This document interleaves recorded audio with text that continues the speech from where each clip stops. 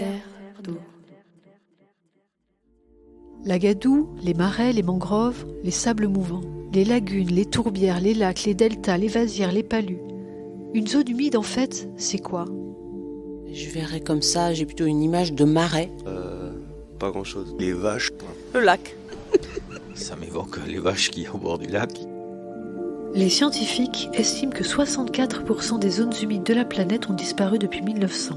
Bien qu'elles ne couvrent qu'environ 6% de la surface terrestre, 40% de toutes les espèces végétales et animales vivent ou se reproduisent dans les zones humides. Comment l'homme a-t-il appris à vivre dans ce milieu a priori hostile et en constante évolution ? Quels enjeux représentent-elles à l'heure du réchauffement climatique, de l'urbanisation massive et de l'écotourisme ? À travers le récit de femmes et d'hommes passionnés, découvrons ensemble ces terres d'eau.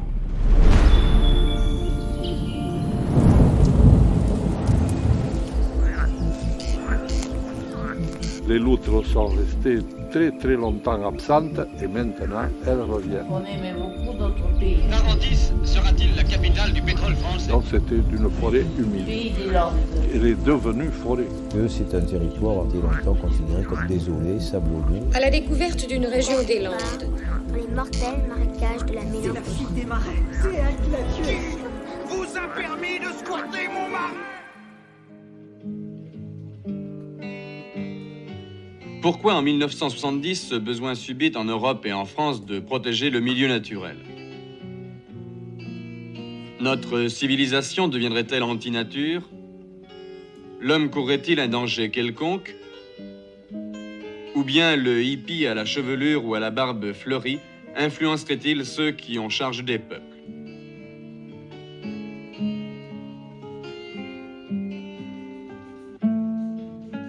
La fumée d'une usine d'aluminium à la porte d'une ville, l'espace vert que l'on supprime pour construire un immeuble, la chaise traînée sur le plancher et qui résonne chez le voisin, les détritus de telle papeterie qui se déversent dans une rivière, le sapin que l'on coupe n'importe où ou l'oiseau que l'on tue sans raison, voilà le danger. Comme en témoigne ce reportage de 1970, les inquiétudes liées à l'urbanisation et au climat ne sont pas nouvelles. Et les éléments à prendre en compte pour avancer de manière constructive, tant en matière de préservation que d'aménagement, sont extrêmement variés. Notre hôte aujourd'hui est ingénieure agronome. Elle s'est spécialisée en génie de l'environnement tôt dans son cursus, ce qui n'était pas commun dans les années 90. Ses valeurs personnelles, son amour fondamental de la nature et du vivant l'ont amené à mettre ses compétences à son service, en qualité d'ingénieure et aujourd'hui également d'élue. Alors Caroline Malo, tout d'abord merci de te joindre à nous pour ce 9e épisode de Terre d'eau, au cours duquel nous comprendrons de quels moyens une commune dispose pour intégrer l'enjeu que représentent les zones humides dans sa politique d'aménagement. Tu as débuté ta carrière dans les années 90. D'un point de vue environnemental, cette décennie a été clé, non ? En fait, alors là, on peut dire qu'effectivement, c'est la réglementation qui a fait évoluer la prise en compte de l'environnement. C'est triste. Qui a dicté la conscience de oui. Par contre, on se rend compte que le bon sens des anciens, je dis bien des anciens dans les années 70, quand l'aménagement du territoire battait son plein, au niveau infra et construction, le bon sens était là. On ne va pas construire les pieds dans l'eau, parce que c'est compliqué, on ne va pas construire en zone inondable. Lorsqu'on va faire un pont, on va s'écarter des dangers pour l'infrastructure. Donc il y avait un bon sens qui fait que ça n'a pas été que catastrophique. Mais malgré tout, le coup d'accélérateur 80-90 a fait qu'il y a eu une déviation vers de la construction contre le vivant, vraiment, au-delà du bon sens là du coup, enfin à contresens. Donc dans les années 90, quand je suis arrivée dans ce métier, j'étais la dernière roue de la charrette, ça c'est sûr. Donc, pendant les réunions, on décidait où on allait faire passer la voie ferrée. Voilà, par exemple, ou le projet de bretelles autoroutières. Mais la réglementation commençait à obliger les aménageurs à faire une étude d'impact. Alors, faut savoir que la première loi C'est la loi donc, de 1972 sur la protection de la nature. En fait, beaucoup de décisions concrètes, de propositions à l'Assemblée générale des Nations Unies auront été prises. Ainsi, création d'un fonds spécial sur l'environnement, d'un organisme chargé de ce problème, mise en place d'un réseau mondial de veille de la pollution, moratoire d'une dizaine d'années sur la pêche à la baleine, c'est-à-dire que pendant 10 ans, on ne tuerait plus de baleines, etc. Elle était pas réellement appliquée, elle a commencé à s'appliquer dans les années 90, fin 80, 90, sous la forme de première étude d'impact, quoi. Alors, qu'est-ce qui t'a amené à endosser en plus une autre responsabilité, qui est celle de chargé de l'environnement au sein d'une commune ? C'est ce que tu es donc pour la commune de Parentis-en-Born. Alors, c'est justement pour bénéficier de mon expérience, parce que ça fait près de 30 ans de carrière, là, en tant que chargé de prise en compte de ces enjeux environnementaux. Et on tire la main des aménageurs, en fait, en disant attention à ci, attention à ça. Votre projet, vous risquez de ne pas le faire, parce que je reviens juste sur ta question précédente, mais pour finir en disant qu'aujourd'hui, c'est incontournable. Dans les années 90, on était la dernière ligne en disant, voilà, on fera attention à ça, mais on ne savait pas du tout si ça allait se faire à la fin de l'exécution du projet. Là, aujourd'hui, c'est vraiment très, très prégnant pour les aménageurs. Donc, et c'est un vrai casse-tête. Et c'est très bien. Donc, forte de cette expérience, sur beaucoup de domaines de l'environnement, j'ai été intéressée par le mettre au service du collectif pour sensibiliser, au travers de mon rôle d'élu, sensibiliser à la fois mes camarades d'élus, les agents techniques aussi, et puis la population, pouvoir faire que le sujet de notre patrimoine du vivant, notamment, c'est ça qui me touche, c'est le vivant et la nature, mais pas que, parce que tout est lié. La qualité de l'eau, la qualité de l'air, ça vient toucher le vivant dont on fait partie. Donc voilà, c'est ce discours globalisant qui m'intéresse. Donc c'est autant que je peux prendre la parole, ça m'intéresse auprès des personnes, quelles qu'ils soient en fait. Donc le rôle d'élu n'est pas facile, mais il permet ça. Alors justement, donc comprends bien le lien que tu as pu faire entre tes valeurs personnelles et ta profession, ou ton expérience, ce dont tu avais été témoin en grandissant dans une famille où on construisait, en gros. Ouais. Ton expérience, plus de 30 ans d'expérience, t'a amené à vouloir diffuser ou influencer les aménagements, les politiques d'aménagement, la compréhension de la globalité des problématiques qui y sont liées en intervenant également en tant qu'élu. Et du coup, aujourd'hui, en 2023, quels enjeux cela représente pour une municipalité ? Ouais. Donc moi, je suis élue déléguée à l'environnement, donc justement, en charge de ce sujet qui m'est cher. Alors, en France, compte tenu de l'enjeu réglementaire à minima que représentent les zones humides aujourd'hui, aucun élu, a fortiori un maire, ne peut ignorer l'enjeu associé aux zones humides. Donc, c'est considéré soit, bien souvent, malheureusement, trop souvent, comme un blocage au développement, comme le vivant. Malheureusement, on se sépare de ce vivant en le considérant comme un blocage parce que c'est protégé par la réglementation et parce que je ne vais pas pouvoir faire ce que je veux sur ce site s'il y a une zone humide. Donc, au moins, tous les élus sont confrontés à ça, cette prise en compte nécessaire. Mais ici, nous, à Parentis, c'est tout à fait particulier parce qu'on vit dans une zone humide. Donc, c'est notre quotidien au travers de cet environnement magnifique. Parentis au bord du lac, Parentis au cœur des Landes de Gascogne qui sont une immense zone humide historique qui fait que au quotidien, on est en permanence, soit dans nos loisirs, nos plaisirs, notre cadre de vie, soit dans les sujets, effectivement, de est-ce qu'on a le droit est-ce que c'est opportun d'aller faire tel projet sur tel secteur. Voilà, c'est en permanence présent. Donc, on est sensibilisé en tant qu'équipe municipale, fortement, ici sur le pays de Born et à Parentis. D'accord. Et du coup, comment vous intégrez, l'équipe municipale ou toi, comment intégrez-vous cet enjeu dans vos décisions de développement de la commune ? Ouais. Donc, Le rôle des élus, effectivement, c'est de donner des directions à la croissance ou au développement et aux activités pratiquées sur la commune. On l'intègre d'abord dans le document dans lequel on notifie la direction, qui est le PLU, le plan local d'urbanisme. Donc, dans ce plan local, on a une cartographie de toutes les zones à enjeu.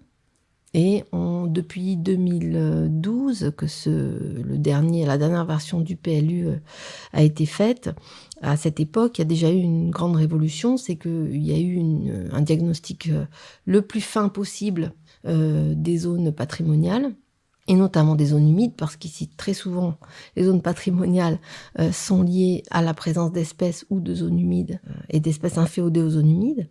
Donc, on a inscrit l'ensemble des zones humides les plus patrimoniales comme des zones naturelles, préservées, dans lesquelles on ne peut ni aménager, ni construire. Et puis, aujourd'hui, on est dans une phase par rapport à ce document, on va l'actualiser, on va faire une révision, et là, on a passé un cap supérieur, c'est-à-dire qu'on a demandé à des bureaux d'études d'aller faire un diagnostic précis au sens réglementaire, avant même les projets d'aménagement, demandés par les promoteurs, pour connaître la présence ou pas de zones humides et pouvoir décider dans cette révision, est-ce qu'on va carrément prendre la décision de dire non, on n'ouvre pas l'urbanisation, même si c'était prévu historiquement, parce qu'il y a des zones humides, ou on va pouvoir permettre à un promoteur d'agir, mais selon un certain cahier des charges, c'est-à-dire avoir les choses clairement définies en termes d'enjeux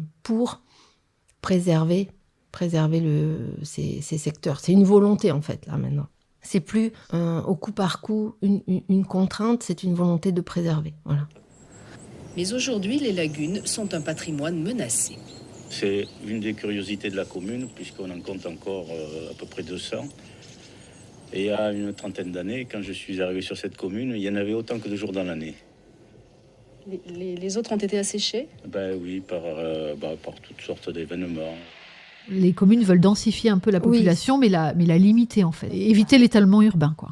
Exactement. Donc là, on est clairement imposé dans ce choix, cette trajectoire effectivement de densification pour éviter l'étalement urbain. Et c'est dans les Landes de Gascogne à juste titre, parce que,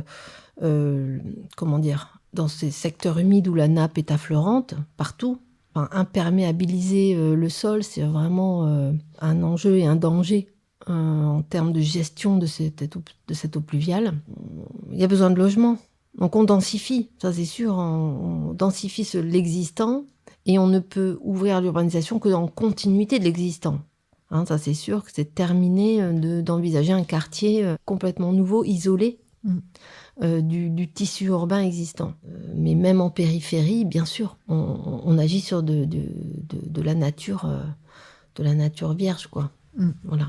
Donc du coup, vous intégrez ces enjeux dans vos décisions en révisant le PLU régulièrement, en étant à l'écoute des demandes et des besoins locaux, mais également en prenant en considération la réglementation en vigueur. Est-ce qu'il y a d'autres moyens que vous avez pour prendre en compte les zones humides ? Oui, alors il y a la gestion du pluvial, c'est-à-dire que on est en charge, nous, effectivement, sur l'ensemble du territoire, d'assurer cette circulation de l'eau, parce que dans les Landes de Gascogne, il y a beaucoup d'eau en hiver, avec ces nappes affleurantes, et en été, le sol sableux ne retient pas l'eau. Donc on a à la fois la gestion de ce côté trop d'eau, quand les quartiers sont les pieds dans l'eau. Voilà. Nous, on a en charge la cohérence de cet écoulement d'eau jusqu'au lac, jusqu'à son exutoire final, alors que ça commence dans la forêt. Voilà. Donc ça, c'est une problématique sur laquelle on travaille avec des bureaux d'études experts pour revoir notre schéma des eaux pluviales, puisqu'on a des événements maintenant avec le changement climatique, des événements plus intenses, plus concentrés, qui font que ça monte très vite et qu'il faut avoir au préalable créé des bassins avec une capacité de rétention de l'eau supérieure que ce qu'on a aujourd'hui. La pluviométrie de l'année 2000, ici, se situe environ à 1600 mm, alors qu'une année normale est entre 1000 et 1100 mm. Alors je crois que les 600 mm supplémentaires font les excédents que l'on trouve aujourd'hui. Il faut savoir aussi que depuis le mois d'octobre au mois de décembre, il est tombé 600 mm, c'est-à-dire plus de la moitié de la pluviométrie de l'année. Et que là, depuis le 1er janvier jusqu'à aujourd'hui, on est à plus de 150 mm par mois. Donc on a à travailler là-dessus. Ensuite, on intègre la problématique de l'eau, comme toutes les communes, dans la gestion de nos prélèvements, en fait. Être raisonnable et adapter nos plantations pour que ce soit des espèces qui résistent et qu'on n'ait pas à arroser. Donc ça, c'est un gros travail aussi, et ça s'est passé depuis 3 ans. L'ensemble des plantations sont maintenant adaptées à cette gestion-là, économe de l'eau. Donc là, tu parles des plantations esthétiques, qui sont dans des espaces verts gérés par la commune. Effectivement, on a vu ces dernières années beaucoup de nouvelles fleurs, nouvelles plantes. Exactement. Des plantes vraiment adaptées, beaucoup de graminées sèches, qui résistent à un non-arrosage, en fait. Donc ça, c'est très important. Et c'est vrai que, comme tous les sujets liés à la nature qui nous entoure, à laquelle on est habitué, y compris les petites fleurs dans la ville, tout un chacun a à faire cette métamorphose en comprenant qu'il y a une adaptation à faire. Voilà, on a à changer nos gestes et modifier le type de plantation que l'on met dans l'environnement urbain. C'est important. Donc il y a certaines personnes qui disent « Oh, il n'y a pas trop de fleurs, c'est un petit peu tout sec, c'est graminé là ». Mais on explique. C'est là où il y a ça me passionne d'être élue aujourd'hui, parce qu'on est dans une phase de changement majeur où les gens doivent lâcher prise avec l'ancien, avec cette surabondance de tout, parce qu'on n'est plus là-dedans. Et notamment l'eau, c'est majeur. Donc du coup, c'est très intéressant parce qu'on se confronte à une sensibilisation, parce qu'on doit. Et nous, élus, on est les jardiniers plus que tout le monde, puisqu'on travaille à l'échelle d'un territoire municipal. Et du coup, on doit montrer et expliquer. Et ça va aussi sur ne pas tondre à ras, nous aussi, dans nos parcs, sur certains secteurs, pour maintenir cette humidité apportée par le vivant, parce que le vivant, lui, il s'équilibre tout seul. Mais nous, si on intervient et qu'on est à contresens de ce que ferait le vivant pour s'en sortir dans une période de sécheresse, eh bien, ça nous aide pas à supporter cette chaleur, quoi.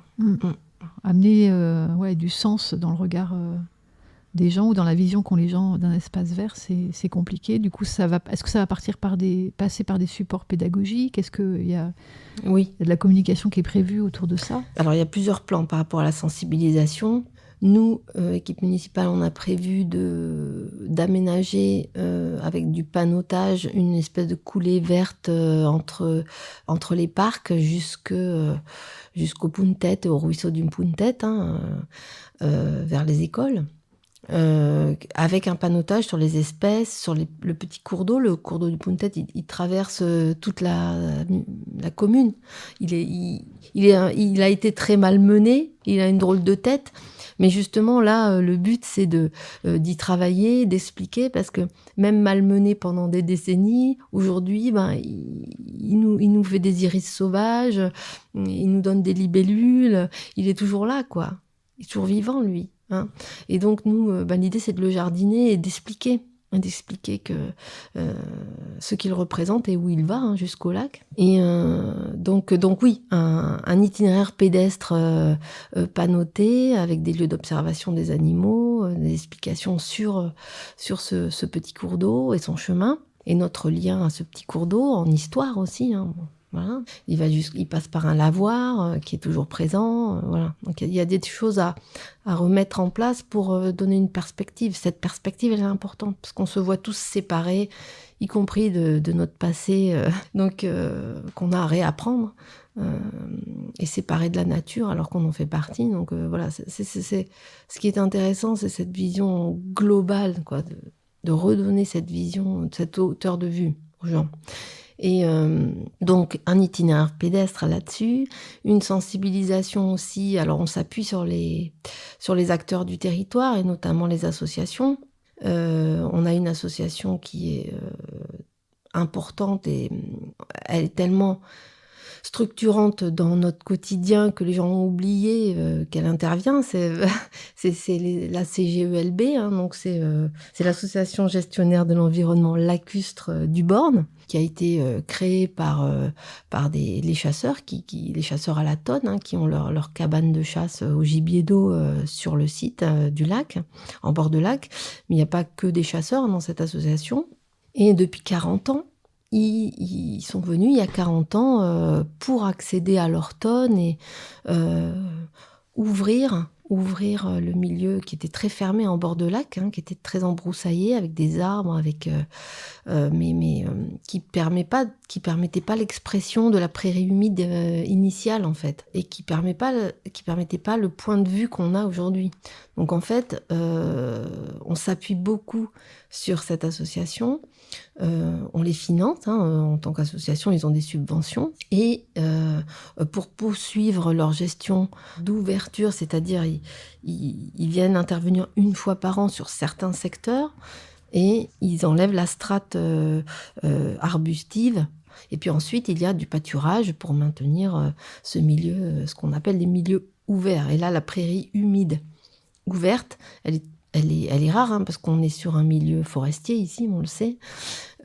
Donc une prairie naturelle ouverte, c'est très précieux, et notamment celle qui est en bord de lac. Donc ces gens-là, notamment, ils gèrent, mais en plus, ils sensibilisent. Hier, j'avais une réunion avec eux pour faire un point sur leur action, et on a croisé 2 groupes de lycéens, accompagnés par les bénévoles de l'association, et ils expliquaient donc à ces jeunes leur intervention, mais surtout le vivant qui était là, hein, les espèces protégées, la drosera, les libellules, comment ça fonctionne au niveau hydraulique, observer visuellement le rôle de la zone humide qui est entre la masse d'eau qui est l'étang et la forêt derrière. On a ce tampon, hein, cette interface que vous avez...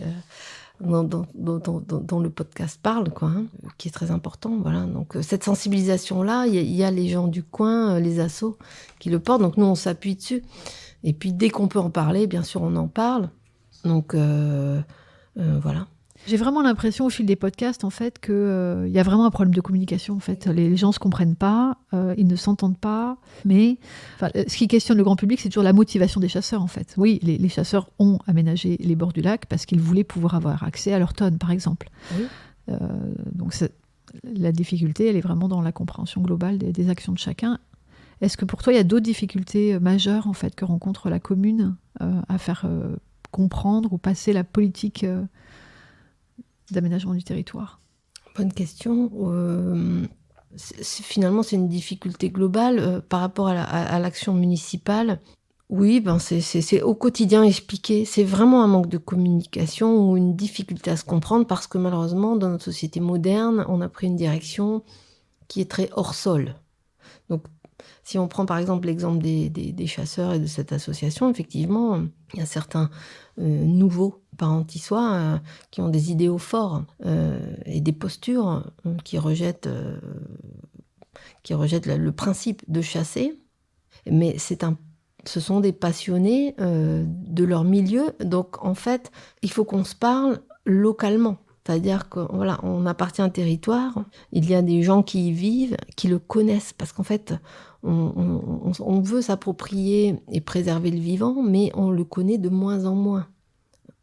Puisqu'on densifie, on vit dans des villes et on ne sait pas ce que ça veut dire, effectivement, on ne connaît pas les espèces réellement, on ne vit pas dans cette nature. Mais le chasseur vit dans cette nature. Les chasseurs que moi, je vois au quotidien en tant qu'élu, je les considère comme des jardiniers, comme des lutins, quoi. Bon. Ah ben, il y a un ouvrier, de toute façon, qui travaille tous les jours. Hein. Ouais. Un ouvrier qui travaille tous les jours. Hein. Plus, moi, maintenant, je suis à la retraite, donc je passe tous les matins le voir pour voir ce qu'il y a à faire. Bon, l'entretien des clôtures, il y a 45 km de clôture. Ça, c'est l'association qui a financé tout tout. Les clôtures, ça c'est Ouais, important. ouais. Hein. Oh. Donc c'est la passion du milieu oui, non, qui, mais c'est vrai que... qui les maintient actifs. Là. Après, on peut presque dire qu'on est privilégié. D'être au contact de ce milieu tous les jours. Mais c'est vrai, oui. Le chasseur qui a sa palombière, c'est un lutin. Il faut voir un petit peu comment il fait ses échelles, il aménage son secteur. Et c'est pas... Effectivement, il prélève des animaux. Mais je crois que quand on consomme au quotidien, nous, tout notre confort et notre façon de consommer, il faudrait prendre un peu de recul, en perspective, voir au bout de la chaîne, quel est l'impact sur le vivant de toute cette vie matérielle. Donc voilà, il y a une hauteur de vue. Et nous, en tant qu'élus, enfin, en tout cas moi, dans mon rôle, et avec mon expérience, je me rends compte à quel point chaque sujet est lié au milieu, aux personnes. Oui. Donc c'est se parler, c'est se connaître. Hein. Donc j'invite effectivement tous les parents qui soient à aller... Alors les portes sont grandes ouvertes de cette association de chasseurs jardiniers, à aller faire la visite des zones humides avec eux, parce qu'ils demandent que ça, et à comprendre à quel point ils sont passionnés de leur milieu et du coup intéressants et pas destructeurs du tout.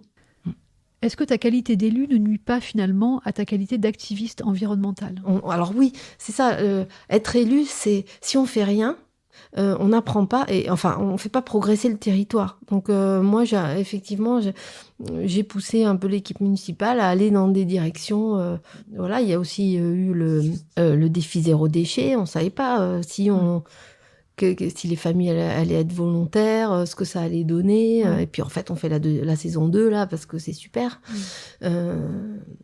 Il faut se lancer. Et donc, c'est vrai qu'on est jugé très vite quand on est élu. Si en une semaine, ça sent mauvais, votre biocomposteur, encore un truc.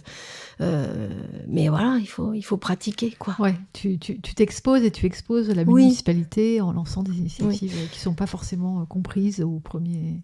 Oui, où on a le droit de devoir faire l'expérience, en fait. Il faut faire l'expérience pour tout. C'est pareil quand on va réellement se dire on va pas tondre ce côté du parc où on va planter moi je veux impulser la plantation de petits fruitiers dans les parcs, de petites groseilles, de petits cassis. Voilà, parce que c'est aussi une sensibilisation, parce que l'autonomie, y compris grignoter une groseille en passant, voilà, enfin, ça fait partie être jardinier. Voilà. Être chacun jardinier bienveillant de la nature, et ça veut dire bienveillant avec soi. Voilà.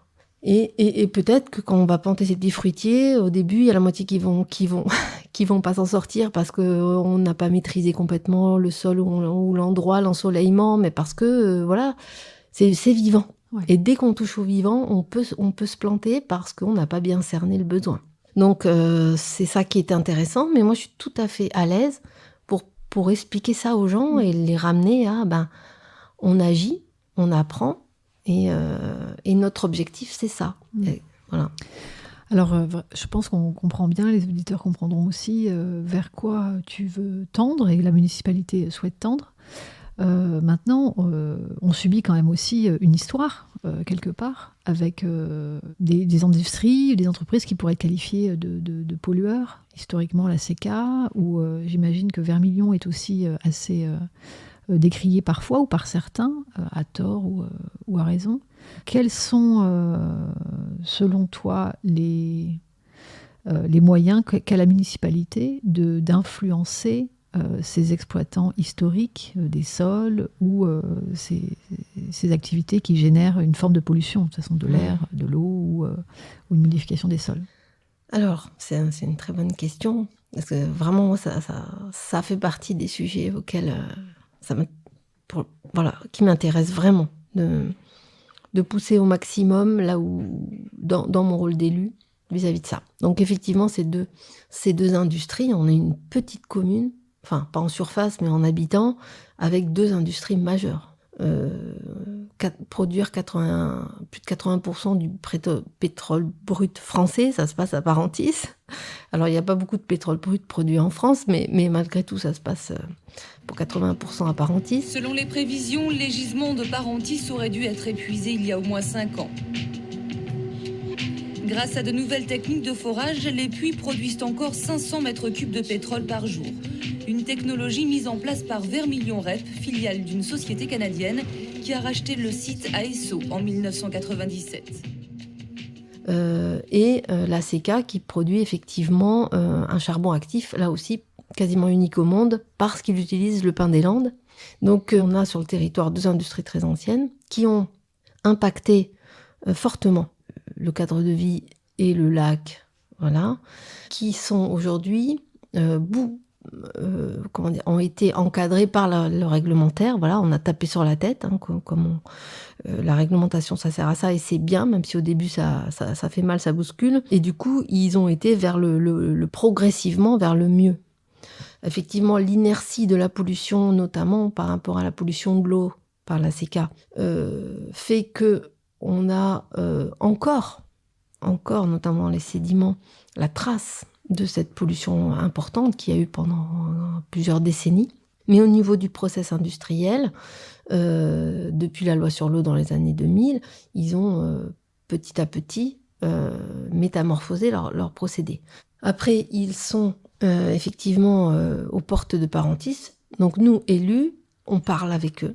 Voilà, notre moyen d'agir, parce qu'ils sont pilotés par les services de l'État. Hein, voilà, on n'est pas service de l'État, on n'est pas là, on contrôle. Hein, y a chacun son rôle. Il y a la police de l'environnement pour les industries, donc ils sont contrôlés dans leurs actions. Ils sont encadrés par des arrêtés qui leur disent « vous n'émettrez pas plus que telle concentration de polluants dans l'air ou dans l'eau ». Donc c'est très cadré ça, réglementairement. Donc nous, en tant qu'élus, moi quand je suis arrivée en tant que déléguée à l'environnement, on a fait des réunions pour que je comprenne leurs enjeux, comment ils fonctionnent au niveau protection de l'environnement et qu'on dialogue. Donc j'ai mis en place un comité qu'on appelle le comité consultatif de l'environnement où 2 fois par an, je réunis un panel de Parentissois, et il y a les industriels, il y a des jeunes, il y a 4 lycéens, des Parentissois, voilà, le Kidam de Parentis, mais qui a une sensibilité environnementale et que j'avais identifié, un agriculteur, enfin bon, on est une trentaine pour parler d'environnement et les industriels en font partie. Donc par exemple, au dernier comité, Chemviron, le directeur de Chemviron et son équipe sont venus présenter aux Parentissois leurs procédés, les mesures de protection environnementale. Et donc là, ils sont face aux Parentissois et les questions viennent ou viennent pas. Voilà.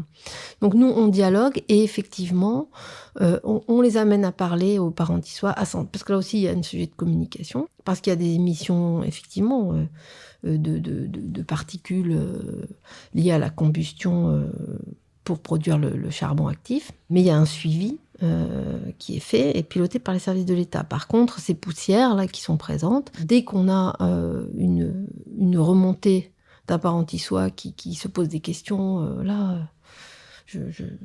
voilà, ma table de jardin, elle est toute noire. Qu'est-ce que c'est ? Parlez-moi de tout ça. On met en place. Ils viennent nous voir à la mairie. J'appelle l'équipe de Chemviron et on lui explique que ce sont des poussières inertes. Et Chemviron explique aussi qu'il va vers une progression. Que là, ils ont un projet ils sont très conscients de ça, et ils ont un projet, prochainement, on attend que ça se mette en place, pour réduire drastiquement ces émissions. Mais ça prend du temps, ça prend de l'argent, beaucoup, plusieurs millions, et ils avancent. Nous, notre but, c'est d'aller au maximum parler et les faire avancer. Donc, on a eu un échange lié effectivement à ces poussières sur le site des arènes, très récemment. On leur a dit, voilà, ça, est-ce qu'on peut, parce que la couverture des arènes crée le fait un dépôt un peu plus important qu'avant à l'intérieur. C'est contradictoire, mais c'est lié au courant d'air, au mouvement d'air. Et du coup, on a échangé vraiment très précisément, et ça les a impulsés pour améliorer au quotidien leur nettoyage du site en fait. Donc on les pousse à s'améliorer. Nous on peut faire que ça, en disant voilà, là quand même, ce serait bien de trouver dites-nous comment vous faites pour réduire les émissions de poussière et est-ce que vous pouvez pas faire mieux ? Parce qu'ils sont dans le cadre réglementaire, ils respectent les seuils réglementaires. Mais nous, certains désagréments, voilà, on souhaite qu'ils fassent mieux. On ne peut pas faire plus. Leur faire parler aux parents qui soient, les pousser à faire mieux. Voilà, on ne peut pas faire plus. Mais c'est déjà ça. C'est déjà ça. Bon, ce sera peut-être le mot de la fin. C'est déjà ça. On fait au mieux au sein d'une équipe municipale qui subit aussi une histoire, l'histoire d'un territoire. Qui tente de valoriser au mieux les richesses de ce territoire, qui pour certaines ont été modifiées, d'autres préservées. En tous les cas, il y a une conscience de chacun, que ce soit les habitants, les politiques, les industriels, de la richesse de notre environnement. Et je remercie Caroline de nous avoir éclairé sur la politique environnementale de Parentis-en-Born. Merci beaucoup. Merci à tous pour votre écoute et votre soutien. Demain, nous aurons le plaisir d'enregistrer notre 10e épisode de Terre d'eau, qui sortira donc le 8 juin prochain. Nous vous donnons donc rendez-vous avec Cathy Koniawski, qui nous apprendra à identifier le chant printanier des oiseaux à Sainte-Eulalie-en-Born. Terre d'eau, une production Zeuxo, avec à la technique et musique Théo Forstendischer, au montage Hugues Malo et à la réalisation Lorraine Carpentier. Nous serions heureux de créer une communauté de personnes mobilisées pour les zones humides, alors n'hésitez pas à montrer votre soutien en vous abonnant au podcast, en le partageant ou en rejoignant nos profils sur les réseaux sociaux. Vous pouvez également nous identifier, #TerreDeau, ou vous abonner à la newsletter de notre podcast. Nous remercions l'ensemble de nos partenaires, dont l'Agence de l'eau Adour-Garonne, le pays Land Nature Côte d'Argent, l'Union européenne, pour leur soutien financier.